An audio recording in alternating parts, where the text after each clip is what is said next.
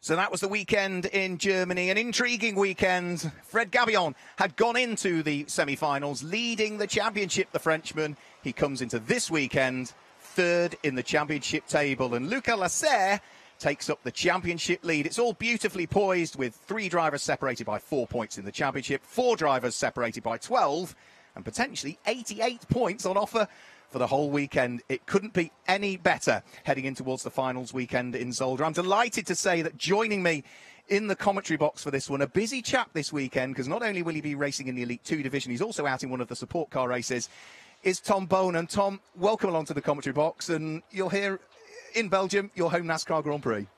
Yeah, thank you. That's right. We've been waiting for this NASCAR event all year long, and I'm very happy to be here. And we're still struggling a bit to get the car rights after the accident we had in Hockenheim, but everything's turning out to be okay. So I'm really looking forward to the first race later this afternoon. Important weekend, not just for you, but for the whole Brax Racing team who you race with, because, of course, it's a Belgium team full of Belgian drivers, and they did claim a win here last year, with Mark Goossens claiming his first win in the NASCAR Whelen Euro Series. Yeah, that's correct. The team has made some massive amount of effort the last few years, the last 2 years actually, and last year since now it's been a big evolution for everyone, trying to get 3 cars on a high level, but we've been successful. We had some defeats, but in the end I think the learning curve is still there, and I think everybody is doing his best to get the cars as good as possible and to assist the drivers as good as possible. You've enjoyed your season. We haven't quite seen you break into the overall top 6 in the races yet. Some of that bad luck that's stopped you doing that, but you've enjoyed your season? Yeah, it's been a season with really ups and downs. Every time I was there in the front, I had somebody run me over from the back, and it's been a really tough year so far. The other competitions I'm doing are going very well, but somehow in NASCAR it's not been my year so far. Next year, maybe? Yeah, we'll see. We'll see after this weekend how we will do for next year, or what we will do for next year. Well, hopefully we see you back. Hopefully we'll see you back. Elite One division cars will be heading out. You're racing in Elite 2, but you look at the way the Elite 1 division championship is poised coming into this weekend. Luca Lasserre leading the championship by 2 points from Alan Day, who's just 2 points ahead of Fred Gabion, who is a further 8 points ahead of Loris Hazemans. It couldn't be any closer. No, it's really amazing after a season. It looked from the start that Alan Day was going to dominate this year, but then through the semi-finals and the last 2-3 races, so much happened, and right now I think there's still 4 guys capable of winning the championships. And I have a small favor from Loris Hazemans. I think he's going to do some amazing stuff today and maybe tomorrow as well. So it's really something that anything can happen, and it's going to be a very interesting race to see, because there's also some contenders here like Dylan Derdala, who wants to do well. It's his home race as well. He's never been in a NASCAR before, but his quality this morning was very well. So let's see. There's guys riding for the championships, and there's other guys trying to win the race. And there's other new drivers coming in. You know, Alan Day, understandably, will start from pole position. The cars, as you can see on your screens, are just heading towards the end of pit lane. It's one of the best tracks for Alan Day. Reigning NASCAR Whelen Euro Series champion, has an outstanding record here at Zolder and has qualified on pole position on all 4 occasions that we've visited it, and has won 3 races out of the last 6. Bobby Labonte, of course, the 2000 Monster Energy NASCAR champion, will be looking to try and secure a place in the top 10 in the championship standings. He's currently in 11th position in his debut season in the NASCAR Whelen Euro Series. And of course for Bobby, I was just chatting to him only half an hour ago. We had a very long chat in the paddock area. Steep, probably vertical learning curve for Bobby. New car, new team, new tracks. Despite all of his experience, you sort of have to throw that out of the window. And another driver, and you'll know him well, Koen Wolters here, making his NASCAR Whelen Euro Series debut. A bit of a star, really, isn't he, here in Belgium? Yeah, Koen and me were good friends, and we love racing together. And I was already poking him a little bit, you don't have the balls to go race with us. Just stay in the Porsche. And then finally, the seat came available with PK Carsport, and Koen said, "Yeah, I'm gonna give it a go." And in the end, I think he qualified not that bad. So, but it's a very specific car. Like you can see, there's other drivers joining the championship this weekend. Drivers from a pretty decent level. And it's really a car you have to learn how to go fast with it. It's not you can ride circles with it. That's not a problem. But if you have to look for the last 2-3% to really get those last tenths or seconds, it's a very demanding car. Also very demanding tires. You have to really learn how to manage the tires. So I think for anybody who arrives in this championship, you really have to take care of that first year just as a learning year, and then hope to improve a little bit further into the next year. Yeah, I think Koen said that all of the Belgian drivers had told him really good things about the series. So we regularly see him out racing when he's not with his presenting and singing commitments and other things. But yeah, he's lined up 20th on the grid out of 29 cars, which on his debut, that's impressive. That's not that bad. I mean, especially having ridden only the 30 minutes trainings. He didn't have any test work before. So you're learning the car, learning how to shift again, because not a lot of ride drivers are used to shifting with a stick anymore.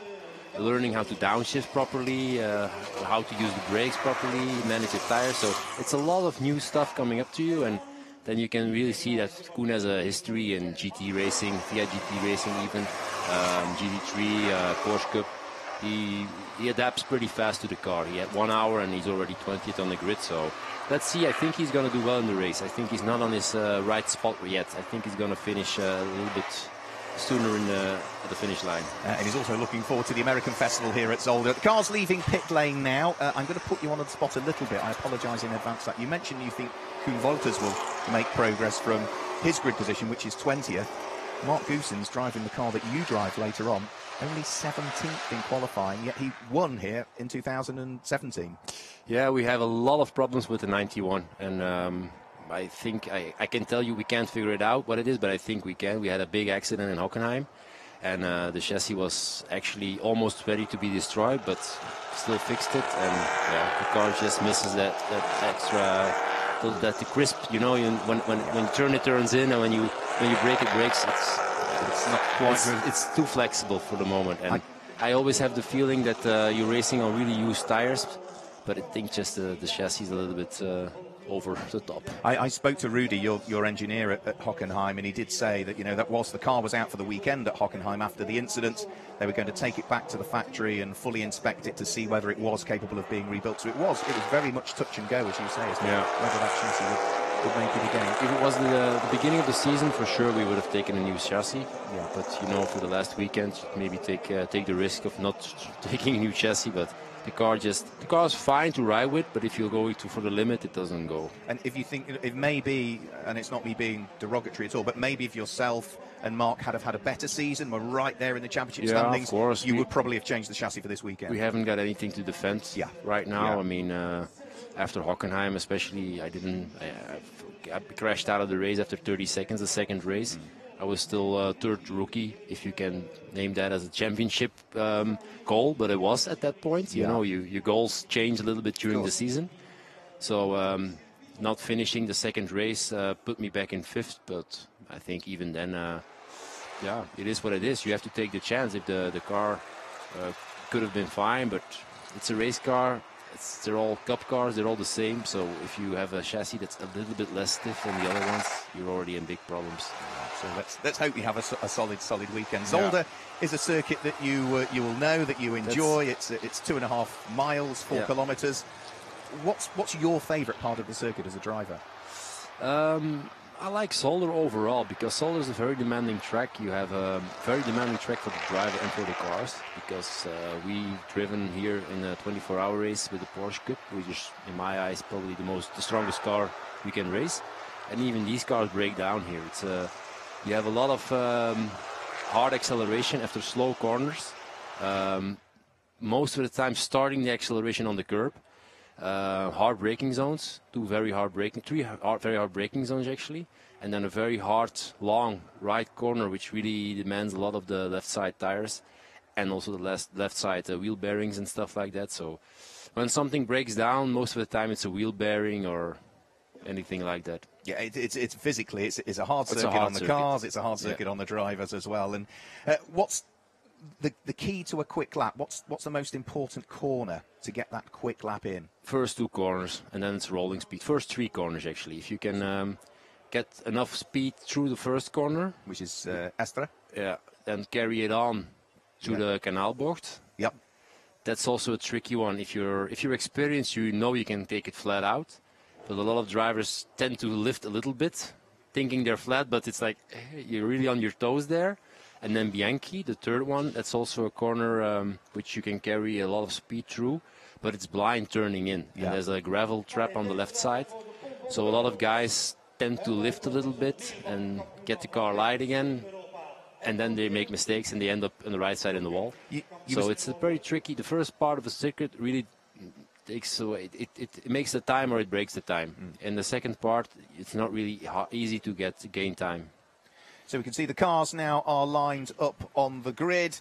We might be able to get a camera angle that can perhaps just show us a little bit of the grid, because I'm going to bring you through the grid very briefly. There we go, fantastic from the director to give us a camera angle. So just to run you through the grid, you can see the all-yellow car largely to the right-hand side of your screens. That's the reigning champion, and that is pole position. Alan Day for Cal Racing sits on pole position at the wheel of the Toyota Camry, and alongside him, as we look back towards what is this is turn number 2, turn number 3 that we're looking at now. It's alongside of his number 11, which is Stinis Longines for PK Carsport at the wheel of his Chevrolet Camaro.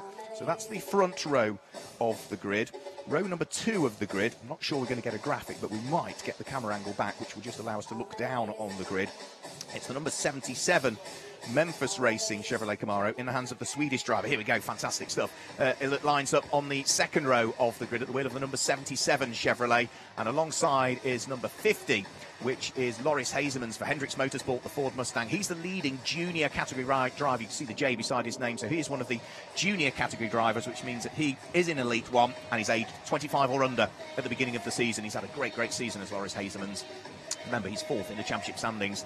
The third row of the grid, number 3, Fred Gabion, twice a runner-up in this series, lost the championship lead at Hockenheim, sits there at the wheel of the RDV Competition Toyota Camry on row number 3, and alongside, great qualifying, I thought, from number 56, Nicola Rocker, at the wheel of the Cal Racing. Well, it says Chevy on screen, it's actually a Toyota for this weekend. He's on row number 3. Row 4 is double former champion, the man who leads the championship standings, number 33 for Michu Motors, the Chevy of Luca Lasserre, the Frenchman, and alongside him, it's another Frenchman, number 37, the reigning Elite 2 champion for Knauf Racing, the Ford of Tomo Ferrando. The fifth row of the grid, number 90, the sole British driver that we have in the field this weekend, racing for Brax, Tom Bonan's teammate in reality. That is Alex Sedgwick, and alongside is 66, which is Christophe Bouchou. He's been an irregular driver in the championship this year. We haven't seen Christophe out at all of the rounds, but when he does come out, he's hugely competitive.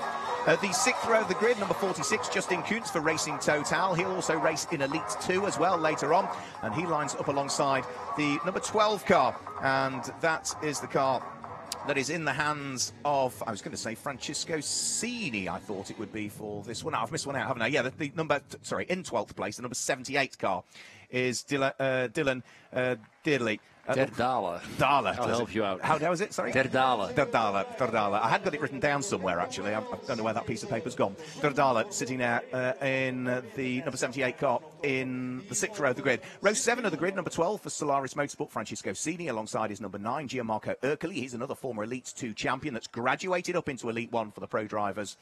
The 8th row of the grid is number 1, Henry Tuamala, alongside his Alex Caffey Motorsport teammate. Number 2, Kenko Miura, the Japanese driver. He's another driver that races in both the Elite 1 and Elite 2 divisions. You'll notice they both have a C beside their name. That's because in qualifying, Henry Tuamala was the fastest of the Challenger Trophy drivers, which are for bronze and silver graded drivers, so lower graded drivers that enter the Elite 1 Championship. After Kenko Miura, then row 9 of the grid is 91, which is Mark Goosens, and alongside is 41, which is Fabrizio Amata. Row 10, Martin Dubeck and Koen Wolters. Row 11 is Roman Iniesta and Wilfred Brusenna. Row 12, Dario Carzo and the 2000 Monster Energy NASCAR champion Bobby Labonte, who said to me earlier on he just didn't get the car hooked up in qualifying, and when it's only 10 minutes for qualifying and then just the top 12 go through for 5 minutes for Super Pole, if you're not in the top 12 you're in trouble, and Bobby just didn't hook it up. The 13th row of the grid, number 4, Jean-Francois Dumoulin. Alongside him is number 31, Mauro Trioni. The 14th row of the grid, number 70, is Del Quarterly, and number 10, William Ayer, and Matthias Hauer starts at the back of the grid. So the signal is given for the drivers to start their engines. You can see the grid being cleared, and we are now almost ready to go with this semi-final, the first of the finals for the NASCAR Elite 1 division as they make their way around the circuits. We are going to have scheduled for this race 16 laps, which is about 65 kilometres. And, well, how important, Tom Bonan, is the race start and turn 1? If you get a clear run, if you're at the front of the grid to turn number 1, do you then sort of just maintain your position from there, or are we going to see some good squabbling all the way through? It's actually a very tricky corner, especially because Paul is on the left side here, which is the inside of the first corner. Yeah. But the exit of the corner, if you're on the outside and you can keep your position, which is not that hard, and I think Alan is not really going to take that much of a risk to defend Steenis. Yeah. You are on the right side to take the second and the third and the fourth corner. So inside looks good from the start, but if you think a little bit further, it's not really the best position to be in. And especially in these circumstances, fighting for the championship with a few of his contenders behind him, Steenis is not really in any way a threat for him, I think. So I think we will have an interesting start. And from there on, I hope everybody gets through the first two corners in one piece, and then we'll have a nice race. Yes, Steenis Longines is only 9th in the championship standings. Of course, it is his home NASCAR Grand Prix. Plenty of Belgians on the grid in both Elite 1 and Elite 2 over the course of this weekend. And Steenis Longines, amazingly, we've not seen him on the podium so far this year. When you think back, his first couple of rounds at Valencia, 2 fourth places is best. Yeah, I know Steenis very well. I raced together with his dad in Belcar. And Steenis is a good friend of mine. And he's also been struggling a lot this year to get everything right, and a few stupid accidents, a bad crash in Brands Hatch, where he had a crash with his father, and I was at the side of the track, and it was like my heart stopped. He didn't come out of the car the first 2-3 minutes, and I really thought it was a bad accident. I thought they were hurt. But after that he recovered well, and I think now he's second on the grid. So I think we can speak about a guy who has the speed in his But so it's always very hard to get, like Alan, for example, to really have that momentum every race again. That's the hardest thing about winning a championship. It is, yeah. Alan's had great momentum, other than that mistake at Hockenheim, and he did take the checkered flag first in round 4 of the championship at Franciacorta, but there was a small technical issue with the car, which ultimately resulted in a disqualification. But you mentioned the Brandsatch crash for Stinis Longines. Strong cars, the NASCAR Whelen Euro Series. They are. I'm happy to say, or not, I'm not happy to say, but I experienced it on first hand. My only accident I had this year was in Hockenheim after the start. I was the other way around with the circumstance of the race, and the last guy ran into me completely full head on. And both the cars were for the trash can, but the driver stepped out of the cars okay, and that's the most important thing. That's the most important thing, yeah, absolutely. All identical cars in terms of the space frame that sits underneath, all powered by the 5.7-litre V8 engine that produces 400 brake horsepower, all on the controlled BF Goodrich tyres as well. And we're about to get the conclusion of the rolling lap done and dusted here for the first race this weekend for the NASCAR Whelen Euro Series. One race today for the Elite 1 division. We'll see them back out tomorrow. Don't forget, we've also got the Elite 2 division race to come later on. Keep your questions coming into us as well. What's the weight of these cars is one of the questions that's coming in from Alex. Is that one you're able to answer? If not, I think I might be there. No, I'm able to answer. The weight of the car is 1,250 kilograms, if I'm correct. 1,210 kilograms, actually. So I don't know if it's empty or full or dry weight or wet weight. Yeah, I'm not sure. So, no, but I know it's around 1,200 kilograms. And depending on where you're listening, Alex, that's about 2,700, 2,600 pounds. Yeah, that's not something I can calculate for you, but I know the weight in kilograms. And then the power output is around 400 horsepower, but it's all off-the-shelf engine, so there's a little bit of difference sometimes. So you can have a good one or bad one. Something never the same, but. In the end, it's all the same cars. Here we go then. So the end of the rolling lap, almost done and dusted. The safety car peels its way into the pit lane. The all-yellow car is the reigning champion and pole sitter Alan Day. The yellow car with the black tail end to it is Stinis Longines that sits alongside. Buckle up, everybody. We're about to go racing for round 11 of the 2018 NASCAR Whelen Euro Series Elite 1 division. Heads up towards the start-finish line. The gantry lights go out now, and Alan Day just gets his nose ahead of Stinis Longines. He's got the inside line for the first corner, and that gives him the outside line for turn number 2, 3, and turn number 4. There's a little bit of bumping and boring further back. There's contact. There's rubbing off each other by the look of things, and that's Martin Dubeck that has made contact with the number 24 car that's gone out wide. It looks as though they've all just about gathered it up. So that was Koen Wolters looking to make early progress. Didn't quite make it stick, but as they now head up towards turn number 2 and turn number 3 for the first time, as you suggested, Tom Bonan, inside line at turn number 1 means the outside at turn 2, 3 and 4. Stinis Longines takes the lead. Yes, he did. So actually this was what I was hoping for, because we're friends, but I'm really happy for Stinis. He's in the lead right now, because once Alan's gone, it's really hard to pass him. And like you said, it's cup racing. The cars are almost identical, and it's really hard to find a good spot in Zolder where you can pass somebody of the level of Alan Day. Axel asking what makes the biggest difference. Is it the driver or the team? As always, as you would expect, and it's not me sitting on the fence, it's a combination of the two. A good team with a good driver, you've got a good package together as well. I think it's not like probably 80% of the drivers here are really classy, good drivers. But the combination of the team who can understand what the driver says about the car, that makes a good combination. And the cars are really, you can almost adjust anything to it to make it the geometry better. Alan Day in second place, Alexander Graf in third, but under enormous pressure from Loris Hazemans.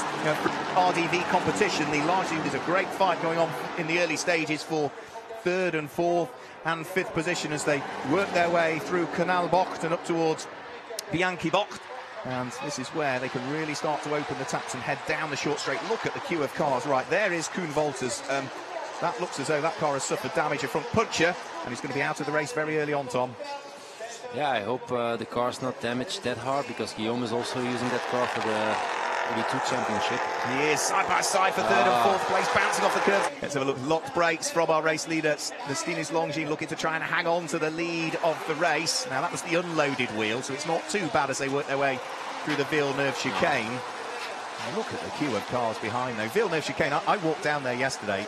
From a spectating point of view, that is a good corner. Oh, it is. And it's not that's special to see some smoke coming out because the corners are already off camber, so there's already always a wheel in the air, and it's heavy braking there, and a lot of guys missing their hospital area.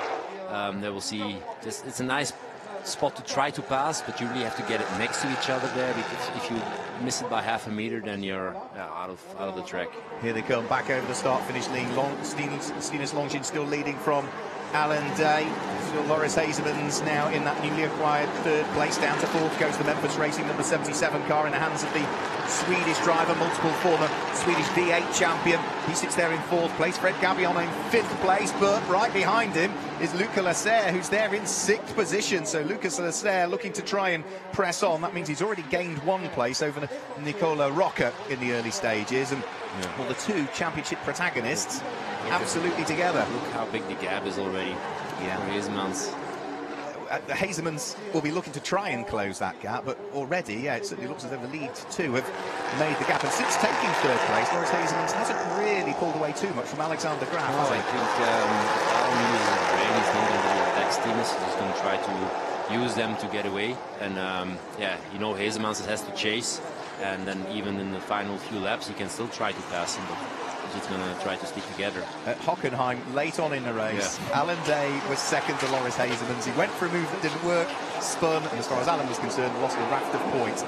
He'll learn from that. If he used his brain there, but it's really hard after 30 minutes in a NASCAR to use your brain. It's everything's boiling, and you really want to go for the win. It's the winner's mentality, and he tried everything he had, and he missed out. And then eventually, I think even there, if we wouldn't have pulled out that move, he would have been in the championship with 30 points ahead. Alan was the first to say it was his fault. He made the mistake and he won't do it again. And if that means if there's a chance for him to take the lead from Stinus Longin, absolutely he'll do it. But he'll only do it if it's clean. And if not, he'll sit behind because he knows Stinus Longin is not going to harm his championship standings. It's the cars behind him that he's battling with in terms of the championship. That car there, number 50, Loris Hazemans, the number 3 car of Fred Gabion, and then the light blue car of Luca Lasser. There goes number 56, Nicola Rocca. Great to see Nicola back into this championship at the wheel of that number 56 car. He's been going well in qualifying, but has just lost one place come the race.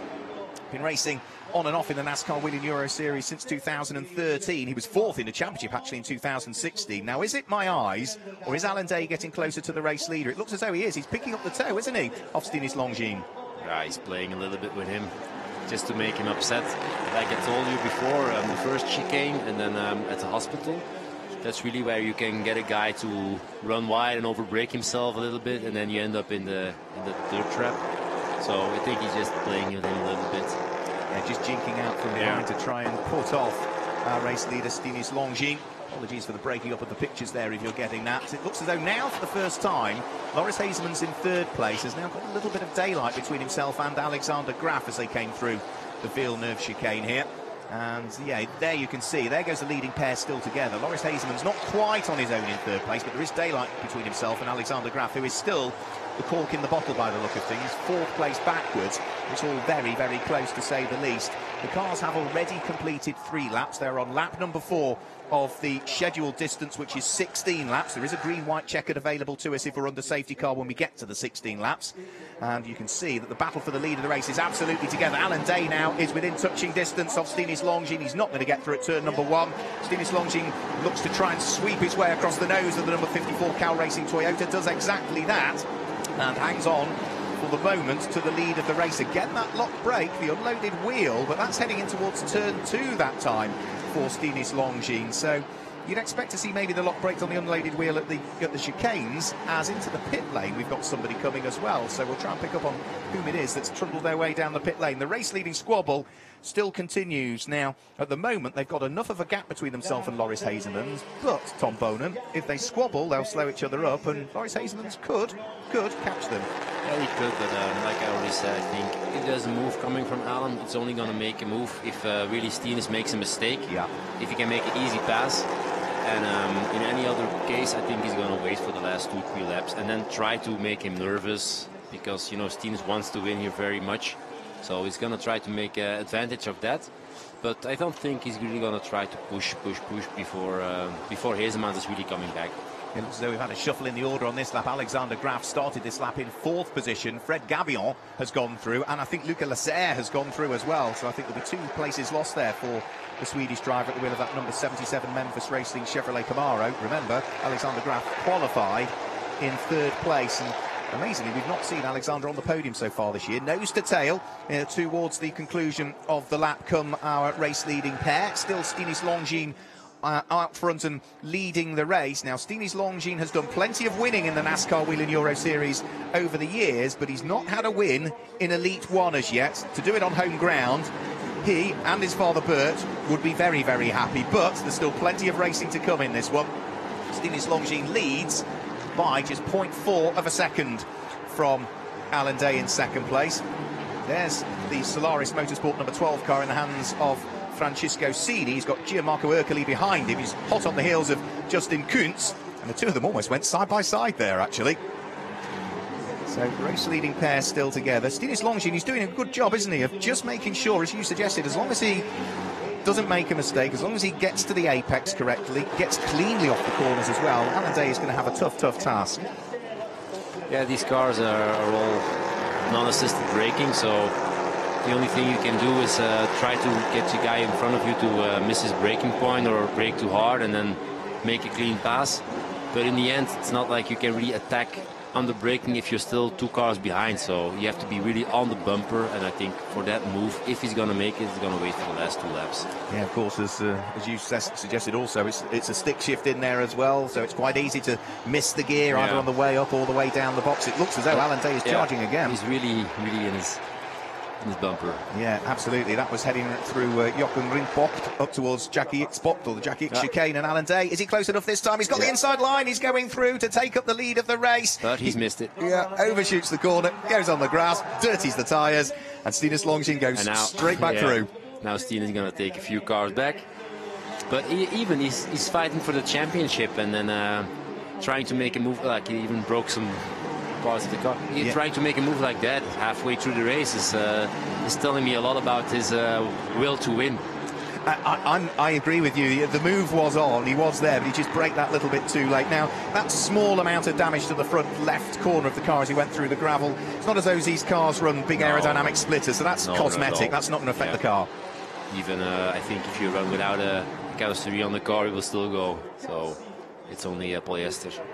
So Alan Day has now shown his hand a little bit to Stinis Longines, who is still out front and leading the race at this stage, looking to see whether he can close in on his first victory in the Elite 1 division of the NASCAR Whelen Euro Series. We've seen plenty of wins for him over the years, but all of those have come in Elite 2. He's actually the 2nd most successful driver in Elite 2. He's had 9 wins throughout the course of his NASCAR career so far. Could he make it? Number 10 here and get to double figures, and more importantly become only the 2nd ever driver to have graduated out of Elite 2 into Elite 1 and win a race. What have you got, Tom? I don't know who it was. It's still in the Dala, who was trying to make a clean pass. yeah, Dylan Dudala. Dakar style. Oh, here a guy taking the exit road. Oh dear, that looks. Now, what's like that was Luca Lasser, was it, possibly? Yeah. If that's the case, right now there's oil down there, I would suggest, possibly, is there? Because that's again the Dala. Yeah, it is Dylan Dudala again. Stalled the car. That was down in the braking area for Walderberg-Bocht. And we'll wait and see as to whether Luca Lasser does come through at the end of this lap. If not, that could have big championship implications as well. So 7 laps chalked into the book, 9 laps to go. Alan Day, new fastest lap of the race last time through, and there is, that is Luca Lasser. Problems with his car. He's limping over the start-finish line, and well, there's a little bit of damage to the front of it, but that is the championship leader. That wouldn't explain why he's going so slow, I think. All 4 tyres appear to be inflated, but clearly... Yeah, and he also passed the pit entry. Which is unusual. Yeah, which is unusual. So I think it's a little bit of smoke coming out of the car, but strange. That is an enormous shame for Luca Lasser. Absolutely heartbreaking. Double former champion, back-to-back, 2009-2010 championship season. But for Luca Lasser, bearing in mind this is double points, it's not just 40 points for a race win, it's 80 points for a race win. And whilst he wasn't in the leading pack, he was just off the podium places. That is a big disappointment for Luca. even in the commentary box, you feel for him, don't you? You feel for him. It's just a shame, you know. You put so much time and effort into trying to get to this point in the season where you're charging the championship, and then something like this happens. It's you wouldn't wish this to your worst enemy. No, but Alan Day will be happy, I suppose, in one respect. Not the way that he's doing it. He was beating him on track anyway, but happy that he's in second place, and his main championship rivals are all behind him, or in the case of Luca Leclerc, in trouble. Another car in trouble heads down the pit lane by the look of things, and that is Matthias Hauer, who started off the back of the grid, just brought his Cal Racing Toyota down pit lane. Well, Alan Day has charged again now. Not only has he set the fastest lap of the race, but he's now right back on the coattails of Stinis Longines, the race leader. There was a spin also we just briefly saw down at the Villeneuve chicane for Mauro Trioni, who may well join us in the commentary box over the course of this weekend. So he's gathered up the moment. Look at the pressure that Loris Hazeman's is in. Fred Gabion in third place is looking to try and squeeze his way through, Tom, as the leaders are back together as well. Yeah. So they're sort of pairing off. A pair for first and second, a pair for the final podium spot as well. Big old gap back to the next of the cars, which is going to be in fifth place Alexander Graf, as Alan Day tries to close up on Stinis Longines again. And that's where you can see Stinis is getting a little bit nervous. He's trying to, he's already defending, and I don't think it's really, no, he's not giving up, Alan. He's going to try again. And I think I was expecting Stinis to maybe save his tires a little bit and let him come back, but it's not like that. He's just full on, and they're both really going for the win.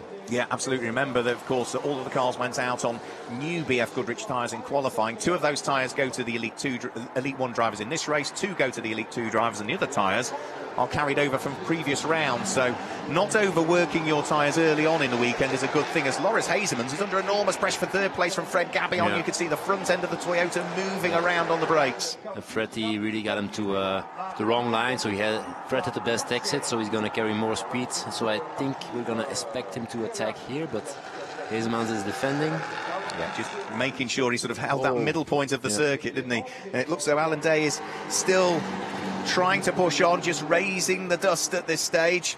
Well, usually there's just 5 points difference between first and second. Of course, it's double points, so there's 10 points difference. And Hazeman's is under enormous pressure for the final podium spot. He's the leading junior category driver on the grid. But Fred Gabion cannot quite as yet open the door, can he? No, but he always has the best exit. And with these cars, especially this moment of the race, it's really about exit. If you get the exit right, you carry more speed through, and then you can attack on the next part of the track. And there's only 2 or 3 parts of the track where you can really make a pass, carrying more speed in, get the car next to each other, and then brake at the same moment. So you have to get the car next to each other. So there go the leading pair in towards the cleaner chicane. Here comes Loris Hazeman again, just holding that middle part of the circuit for as late as he can, and then at the last moment he moves over to take as much as he can of the normal racing line to try and get a clean exit on it. Fred Gabion is not going to be close enough as they head in towards the Villeneuve chicane this time through. So there go the leading pair. Here comes Loris Hazeman. Remember, not only is he in the main championship hunt, he is also the leading junior category driver that we have in the championship and in this race as well. They're drivers that were aged under 25 at the beginning of the season, and we're almost side by side now for the lead of the race. Alan Day takes a later apex to try and cut back on the exit of the corner as they head through Jochen Rindt, and by the look of things, Fred Gabion has made it through. Loris Hazeman's down to 4th, and has he got a problem? Flat tire. Oh, no, that's another championship contender potentially out of the race. We saw problems for Luca Leclerc. Problems have struck Loris Hazeman's. We're down to 2 now, really, aren't we? Alan Day and Fred Gabion. It's always the same. Like in racing, you never know. Until the flag drops. And the flag is going to drop in a few laps as yet. 10 laps now completed, 6 laps to go. Stinis Longines protecting the inside line. Alan Day almost looking to try and work his way through there on the exit of the corner to get up the inside for turn number 2. Didn't quite work. Stinis is really demanding everything from the car. So I think in the end the car is going to... Yeah, he's heating up the tires too much now because he's always defending, so he's always overdriving the car.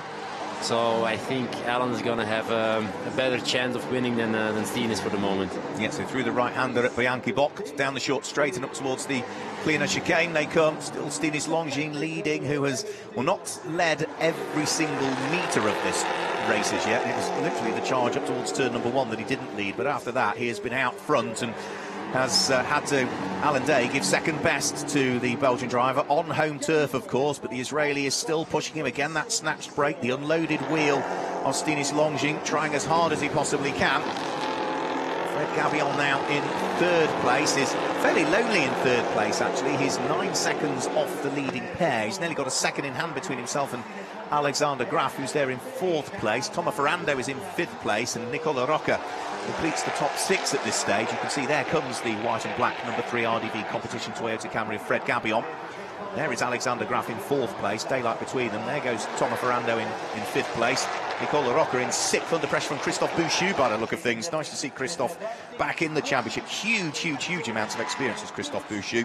Hugely successful, won Le Mans, won Spa, won Daytona, and has been a front runner in the NASCAR Whelen Euro Series for a season or so now. Leading pair still together. 11 laps now completed, on to lap number 12, and well, it looks as though on that lap that Stinis Longines has increased the amount of daylight between himself and Alan Day. Do you think that's Alan Day maybe pushing one lap, easing off the next? Yeah, that's what I would do if you're in this position. Just try to get 1 or 2 laps to cool everything down a little bit. In the terms it's possible because you're still racing, but not attacking all the time, every time. Just watch Stinis, what he's doing, and try to find his weak spots. Save your own car a little bit, and then try to make 1 or 2 big attacks and when the moment's right, and not just trying to attack all the time, because then you end up in the ditch. Brave old marshals down at Villeneuve Chicane. It's a bit like Cone Guy that we had in Tour. It'd be nice to see Cone Guy back with us at some point. We did enjoy him. Have a look on our social media page if you want to learn a bit more about Cone Guy. You might just type it into YouTube and find him as well. So leading pair go through. Fred Gabion on his own really now in third place. There goes Alexander Graf for Memphis Racing in fourth place. The Knauf Ford Mustang of Tomo Ferrando, Nicola Rocca, Christophe Bouchou, and it looks as though on this lap again, maybe it was right, yeah, Alan Day just taking a breather for a lap, bringing the temperatures down on the car, on the tyres, on himself, and now pushing again. He really is applying the pressure to Stinis Longines, who has to go defensive. Yeah, it's Stinis is in the worst position to be in right now, having Alan breathing in your neck, and you always have to, like I already said, overdrive the car that much. So yeah, he's next to him now. I think even it will be better if he passes him now, that Stinis can do the same thing. Oh no, he's not going to happen. He's going to try around the outside at 1 to get the inside for turn 2. He is. He's going to try it, and this time he's got the run. He's up the inside, and Alan Day is going to go through to take up the lead. That was pretty much a textbook move, surely, Tom? Absolutely. No, like I was saying, I think now Stinis is in the right spot to do the same with him, so he can just follow for a while. I would take 2-3 laps, just follow, study what he's doing. It's not going to be easy, but nothing is, and just make 1 or 2 moves and try to pass him. He's been win or lose. He's been pushed hard, has Stinis Longines. Is he on for win number 1 in the Elite 1 division of the NASCAR Whelen Euro Series? Could Alan Day make it win number 16 of his career in the Elite 1 division? Well, we'll find out in a few laps' time, because they are now on lap number 13 of the scheduled 16. We've been green all of the way so far. Cone Guy is back in his behind his barriers up there at the Villeneuve Chicane. And a bit of dust in the distance. That's at Bianchi Bocht, isn't it, where we've had somebody run wide. And it looks as though Alex Sedgwick is really under pressure. Of course, he races for the same team as you, Brax. Alex Sedgwick at the moment is down in 10th position. So that's 10th, 11th, 12th, 13th and 14th places altogether. Yeah. And it looks as though Alex Sedgwick got himself ahead of Justin Kuntz on that lap as well. So our race leader still pressing on. Alan Day still leading the race, and Stinis Longines, is he applying the pressure? Well, he's not close enough, is he, Tom? No, he has to be on the bumper, and like I already said, try to follow as much as possible right now without really overdriving the car. Let the tires cool for a bit, and yeah, just let your head cool down as well, and try to have 1 or 2 passes if you can stick with him. So questions coming in, keep them coming in on social media. The last question that came in, what's the difference between Elite 1 and Elite 2? Well, Elite 1 is for the higher graded driver. So if you're a gold graded driver, i.e. a pro or a semi-pro driver, or an AM driver that's very distinguished in terms of what you've achieved at international, national level, if you're gold graded, you can only go into Elite 1. Elite 2 is for sort of the silver and bronze graded drivers, and also the cars are shared as well, Tom. Different dynamic to, we know, with other NASCAR series, is that, you know, the car that you're racing later on is in the hands of Mark Goossens in this race, so yeah, you need to hand it over, hopefully. I hope he takes care of each other. It. Yeah. No, that's right. We share the cars, and so that's also already something that really has decided. Sometimes the championship, if you have to share a car, there's always a chance of crashing out and the car's maybe not ready. So you have to take care of your companion. You're not really sharing any points in the championship. You're sharing the car. So and a classic. You have to use it with respect. I suppose a classic case of that, two of your fellow countrymen as well. Poor old Anthony Kumpin involved in the incident at Tours, which unfortunately meant that car wasn't available to race for Guillaume Dumoulin at the weekend. So it ruined both of their championship seasons, unfortunately. So the laps ticking off all of the time. 13 laps now completed. Alain Day heads up towards the Jackie X chicane for what is the 14th time of asking. So 2 more to go after this one. Over the start-finish line he comes. He had half a second in hand between himself and Stinis Longines at the beginning of the lap. It's hovering around half a second still, but Stinis Longines being urged on by the PK Carsport team from the pit wall. It's the Cal Racing Toyota that leads. It's the PK Carsport Chevrolet Camaro of Stinis Longines there in second place. Third at the moment is still Fred Gabion, but there's a good fight going on for 4th and 5th actually. There we go, it's bang on. There is the fight for 4th and 5th place. Alexander Graf under huge pressure from Tomo Ferrando, who's got the inside line on the Swede, who's going to brave it out all the way round the outside. Fantastic stuff from them. Real racing, pure racing as they head round through turn number 2. And who is going to come out in that 4th position? Alexander Graf very bravely stuck it out there and hung on to the place. So fantastic stuff.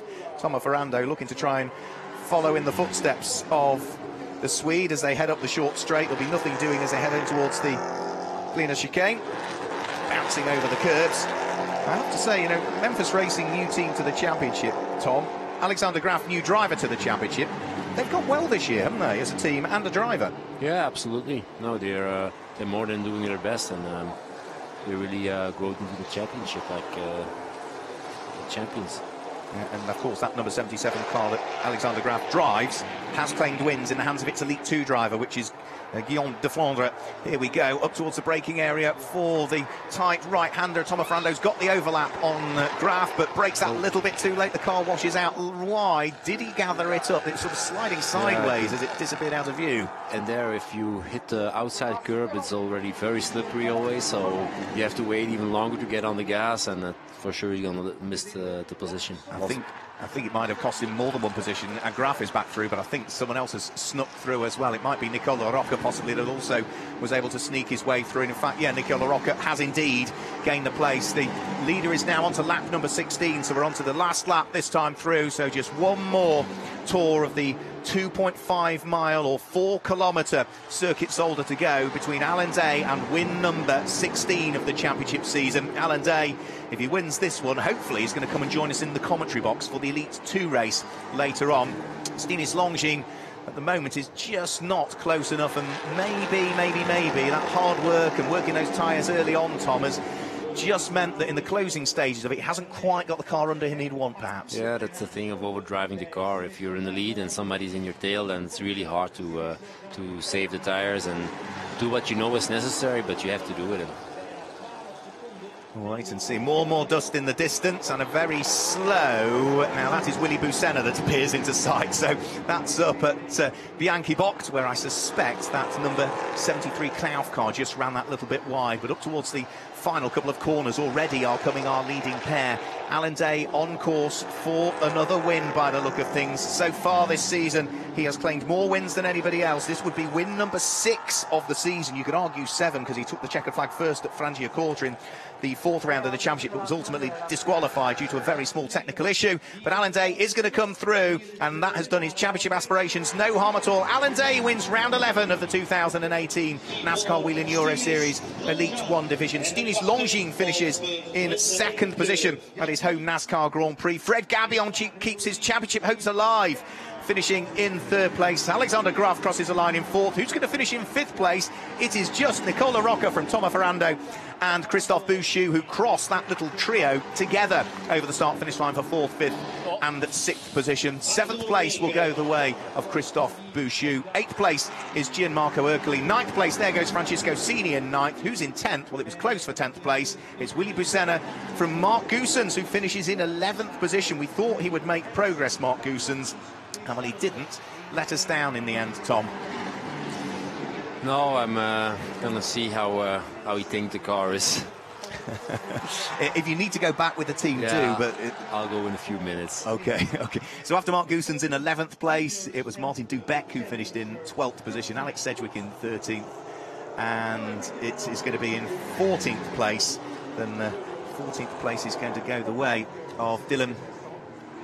How do you pronounce it again? I've lost my piece of paper. Didala. There we go. Dylan Didala that finishes in what is 14th position. Justin Coutts in 15th place. But what a turn of the championship tables for the likes of Loris Hazemans and Luca Lasserre. They were all so close coming into this race, and well, as we see so many times in motorsport, and in particular in NASCAR and the NASCAR Whelen Euro Series, one race and all of a sudden the championship is, the whole dynamic changes. Yeah, and the thing is, there's still tomorrow, so the same thing can happen all over again, even for Allende and everybody. I mean, racing is over when the flag drops, and we still have one race to go, so anything is still possible. So thank you for joining us in the commentary box. You've got a busy weekend ahead, haven't you? I still have 3 races to do, so all the qualifiers are done right now, but 1 race later today and then 2 tomorrow.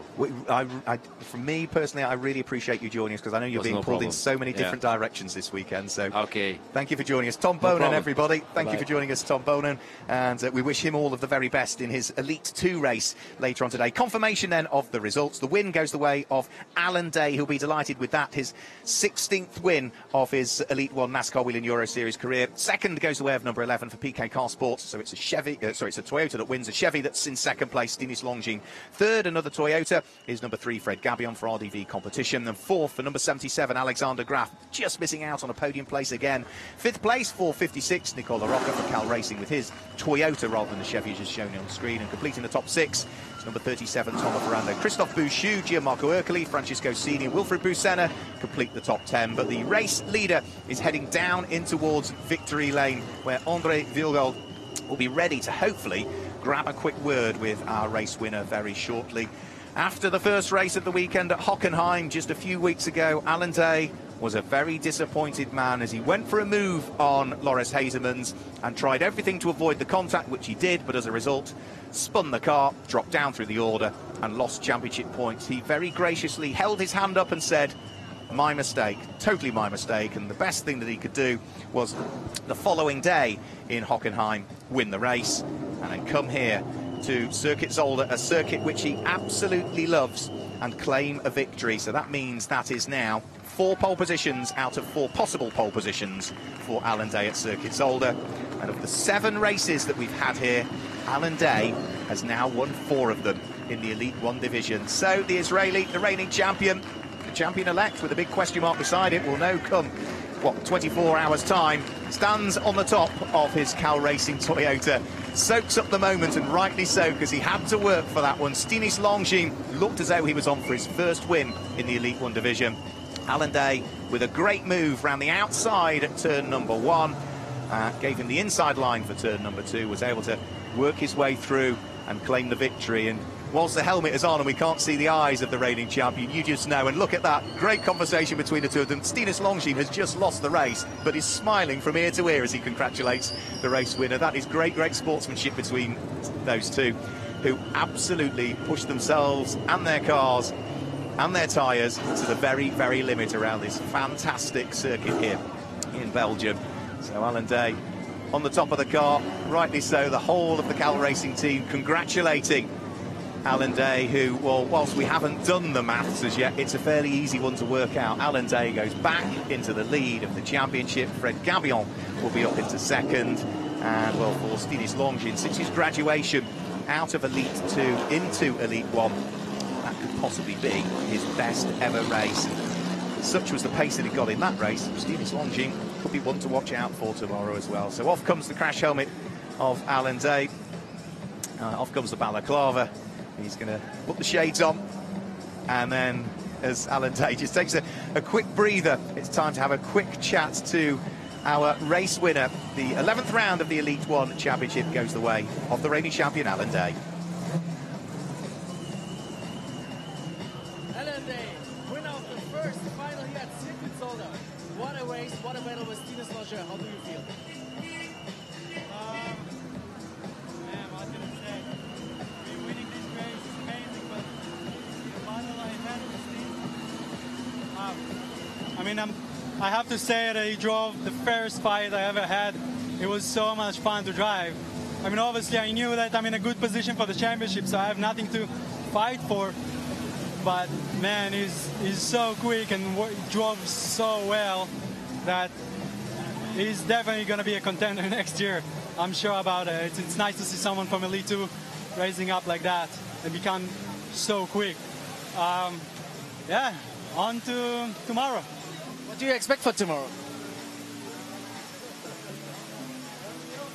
I hope to start the race and keep the lead at the beginning. I know there's teams start again next to me, which is not going to be easy, but I will do my best. All right, thank you and congratulations, Alan Day. Fantastic stuff from Alan Day, our race winner of round 11 of the 2018 NASCAR Whelen Euro Series. That now makes him 16 times a race winner in Elite 1. It makes him 4 times a race winner at Zolder, and with one more race to go, that will come tomorrow here in Belgium, it puts him into the lead of the championship standings as well. The perfect start to the weekend for Alan Day as far as he is concerned.